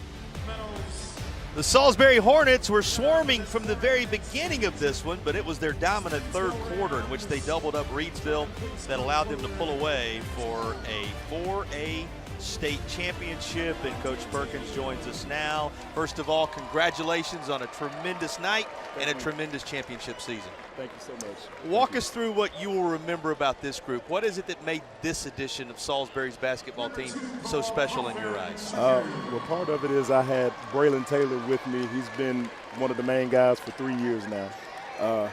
It's great to see him, his development, the way he has grown as a young man, and then to do it on this stage. All the guys, man, Salisbury needed this. So it was just great that all of the kids over there, that group, that's a special group of kids, and they needed this. They needed this. He certainly had quite a night for you tonight, and all the surrounding cast, everything you would expect him to be as well. Hey, Coach, and I got to ask you, what's been the message for your team this entire season? What's been your main focus? Stay together. The main thing is just we set our goals at the beginning of the year, and I said, stay together. You stay together, we'll do it. Whatever is happening, any adversity, stay together. And that's the way it's been. It's just hard work and effort. Hard work and effort. Yeah, what does this championship say about the character of this team, Coach? That they're a resilient group and can play any type of basketball and going to go on into life and do some great things. That's what it's going to say about this group. What happens off the floor, more important even than what happens on the floor. But I know you're proud of them on both fronts. You mentioned how much this is going to mean to Salisbury, Coach. Walk us through what the celebration is going to be like when you bring the trophy and the banner home. I can't even imagine right now. I know it's been since 1986, 87, since getting back to a championship and then winning it. I think the city's going to go crazy. I hope in a good way. In a good way, I would imagine that there's going to be a parade. But Rowan County is a great county. Salisbury is a great city, and I can't really even put it all into words right now. Well, whatever your celebration is going to be, make sure you slow it down and enjoy it. Congratulations. Thank you so much. Congrats, all right, Coach. that's the head man for the Salisbury Hornets, who, as Eric said many times throughout the course of this one, and we kind of alluded to early on, they were swarming, and I go back to that third quarter. It speaks to the character of this team that you were talking about, that they came out in a one-possession basketball game, outscored their opponent 30-14, and cruised on toward victory. Yeah, you know when you're playing against the Gatorade Player of the Year, that defense is going to have to be paramount. You're going to have to focus on that, and they did it. They played sound, solid defense all game.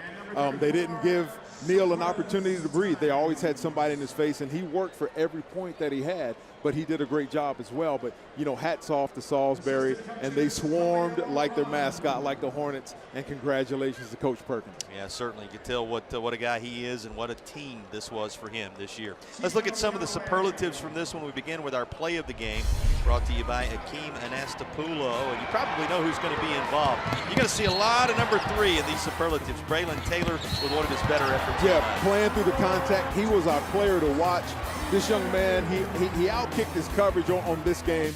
He scored, almost 30 points, over 30 points. Congrats to that young fella. Might as well just keep the camera on him when we turn to the Riddle and Riddle player of the game. That's because when you look at his overall numbers, well, he was everything you could have wanted and a whole lot more. 29 points in the contest, pulled down 7 boards, had 4 assists, and stole the ball away a couple of times in his own right. He's our Riddle and Riddle player of the game. Well deserved. He controlled the tempo of the game. He imposed and enforced his will. If he's not scoring, he's giving an assist. He's playing hard on defense. He's attacking the basket. He's boxing out. He's getting rebounds. Congratulations to Braylon Taylor, our player of the game. You know, you want your seniors to lead you when you get here. He certainly did that as a senior in this group. And Coach said the fact that he was able to be with him, one of the great memories of this season. He, Ross, the other senior, who put together quite an effort before he departed. Those 2 seniors in the starting lineup. You've got Ship, you've got Johnson, also seniors coming off the bench with Pagan. So many individuals who made their mark. Hey, let's take a moment and pause and tip our caps to Reidsville as well. The Rams with a tremendous campaign. You know, you're an East or a West champion getting here. We always talk about that. And it's a season you'll remember because you played for a state title. That's exactly right. And they had on the back of their jerseys that Reidsville, hashtag made. It's title town. You know, if it's not football, it's basketball, it's baseball. They're always playing for state championships. Nothing to hang their head about. They did a fantastic job to make it here and played an outstanding game. No reason to believe there won't be future opportunities for those Rams wearing those colors. And now the attention turns to the Salisbury Hornets, who are about to be handed out their awards. And we're going to hear in just a few moments the most outstanding player, the MVP of the tournament. I mean, so many that were a part of this thing. And they're going to go down the roster here. And it starts with Jonathan Ross. You're going to hear Braylon Taylor's name, Blake Smith, Darius Green, Royce Perkins. Of course, we called Nasarima Ship's name, Marquise Sagridi, Quincy Woods, Jaden Jones, Jalen Johnson, Mont Green, Jordan White, Tony Del Pagan. That's the entire group. That's everybody that contributed at some point across the course of the year and across the way this season. And it takes everybody if you're going to have a moment like this. It certainly does. And, you know, and we don't talk a whole lot about the coaches. We don't talk a lot about the administration, about the teachers, about the training staff. It takes a village to get a team healthy to this level to play in this game, so hats off to all of them. Well, let's do that. The principal, Fran Gant, the AD, Carson Herndon for Salisbury. You think about the rest of that staff with Coach Perkins. He's put together Horatio Everhart, Gregory Tinsley, Kobe Funderburg. You've got the trainer, Olivia Meredith. I mean, everybody involved in making it happen from a standpoint of the positives that are necessary in order to will these young men on towards success. And not to mention the mamas and the daddies that carry them to and from game practice and follow them to the games and prepare meals, pregame meals, postgame meals, all the AAU ball and the practice. Hats off to moms and dads all around that community that carried these young men and supported them to get them to this point to win a state championship. We also talked to Azariah Walker, one of the managers, a little prior to the game. So many individuals who do so many things to make it possible. And a 24-win campaign for Coach Albert Perkins and his squad. This one going to be remembered for a long time. You know, when you got to reach all the way back to the 80s, the last time you were in this kind of environment from a basketball standpoint, yes, they've had other athletic success, but it's a special championship when you have to wait decades between them. It certainly is. And you can just hear the emotion and the passion in Coach Perkins' voice, how much it really means, not just to the team, but to him. They have built memories, you know, for this entire season. They're going to remember it for the rest of their lives, and they'll always think back, hey, y'all remember when Juke Harris watched us win the state championship on his home court. Yeah, these Hornets are champions, writing the latest chapter in Salisbury's history. You think about tremendous players like that go on to have amazing college careers that don't necessarily always experience environments like this. It speaks to how special it is when you can come and be a part of one of these. You've done that, and you said it earlier in the game, but it's something that sticks with you, with your family, with your community forever. Forever. And, JP, they're going to get a championship ring 20 years from now. They're going to talk about where they were, what the sound was like, the bus ride over here, the bus ride home, the parade, as Coach Perkins talked about, if they have, and what it really meant to that community. And they're going to show it off, and it's going to be a point of pride and conversation for the rest of their lives. One of the great historic cities in North Carolina. Presidents of the United States have rolled through there with law offices and other things along the way when you talk about their history. And it has been quite an environment for athletics as well, and this is the latest of the basketball glory moments for the Hornets of Salisbury. And you see these coaches and staff members now being rewarded with the medal around their necks, and it is a job well done. You talk about tipping it off in the fall, but think about the summer workouts. And we had players tell us this week in preparation for these games, yeah, when everybody else is going to the pool in the summer, you're working out, you're preparing for this. This, what you're watching, is the payoff. Here comes the head man, Coach Perkins, going to be awarded his medal.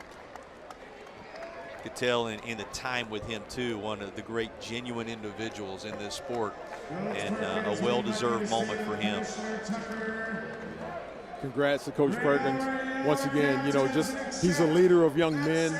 They're going to remember this for the rest of their lives. They're going to have stories to tell their kids and grandkids, and it couldn't happen to a better community, a better coach, and a better organization than the Salisbury Hornets. Well, they got a banner to hang. When they get back to Salisbury, that much is sure.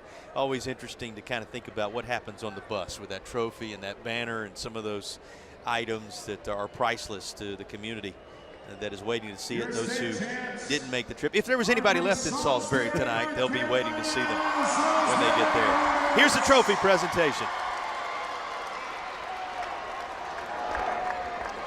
Team going to gather it up, and the faithful snapping those photos to capture the moments and the memories. All right, here's the presentation of our Outstanding Player Awards on each side. I think we've got a pretty good idea who the individuals are going to be in this case. Please welcome from the Army National Guard representatives, And Sergeant Rose and Sergeant Thompson. Pleasure for these young men as well. Some true American heroes, those who defend the country at home and abroad, to hand out these awards on behalf of the state of North Carolina and the North Carolina High School Athletic Association. The Reidsville Rams was number 1, Deontay Neal. You might have suspected his name would be called in this instance. 38 points when he was finally pulled off the floor to an ovation from both sides in this one. Deontay Neal, the reigning Gatorade Player of the Year, is going to have a little more hardware to go in his trophy case. I'm sure he's got 1 or 2 trophies that line the walls and trophy case of his home, JP. But yeah, he's got a bright future ahead of him at the next level. And he battled tonight in terms of basketball, at least, when you see that image of him on the screen. Guy who's going to be interesting to see where he lands. We said it, had that commitment to be close by in Greensboro, taken off the table, we're told, perhaps this week. So it'll be interesting to see how things shake out in his future. Quite a future, great potential. Here's Jonathan Ross. You remember the day he put together. He's going to join, no doubt, Braylon Taylor as the 2 seniors in the starting lineup who are recognized here. Yeah, and well-deserved. He played his heart out. He shot threes. He hit the boards. He's dishing out assists. So good job for that young fella, Mr. Ross. Well, here comes the announcement of the most valuable player in this tournament. In memory of Charlie Adams, the director of the North Carolina High School Athletic Association, has this honor named for him. It's from the Salisbury Hornets, and it's number 3. No real drama here. The senior Braylon Taylor will walk toward the table to accept his MVP award. Well earned. That young man played his absolute heart out. Good job. Congratulations to Braylon. He was our player to watch, and we watch this young man lead his school to a state championship. It was awful fun to watch these 2 players in this contest tonight. One more look at the numbers for you. Our Arthritis Knee Pain Center final stats. Arthritis Knee Pain Center, relief without surgery or opioids. They'll take care of you, and they took care of business on this floor tonight, these 4A combatants. The numbers speak for themselves. They sure do, and the most important number is that one at the top, the score. Salisbury took it home 83-68 over the Reidsville Rams. And one final look at our ready-to-roll garage doors. Points in the paint. Call Raleigh's garage door experts today. They're ready to roll. These teams were 50-42 the split. Salisbury winning that category like so many categories as they claim the state championship this season. Big thank you to all of our sponsors, Riddle & Riddle Injury Lawyers, Air Experts Heating and Cooling, Tatum & Atkinson, See-Through Construction, Ready to Roll Garage Doors, Arthritis Knee Pain Center, Hakeem and Astapulo Law Firm, Paramount Auto, Tip Top Roofing, Original Grills, and Ingalls Markets. From our broadcast partners today, Eric Gash, Kevin Cantwell earlier, for everybody working hard for you in the truck here in Winston and beyond.